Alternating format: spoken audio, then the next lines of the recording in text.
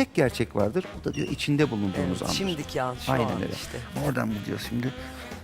Yarına da şu kadar ödeme yapmamız lazım. Şu anlama gelir. Hani bir an önce insek de ben mahrem Aynen. alanından şöyle herkes Çıksa, çıksa bir rahatlasam diye. çıksın. Aslında bunun bizim ne kadar çok işimize yarayacak Ya. bir enstrüman olduğundan bahsediyorum ben. Mutlu olduğumuz için gülümsüyoruz, gülüyoruz zannediyoruz. Öyle yaparlar ya böyle.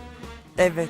İşte evet. bu değil. Kendinizi iyi hissetmenizi sağlayacak insanlarla Evet, vakit geçirin. kesinlikle. Gittiğinizde bana oradan bir parça peynir ver. Gitmediğiniz bir ülke, yemediğiniz bir yemeğe karşı da ön yargılı olabiliyorsunuz. Ama ben Tamam. şimdi size dedim ki sağ elinizin işaret parmağını bir kaldırır mısınız? Bir bakar mısınız? Ha, sonra değiştiririz değil mi? Ay.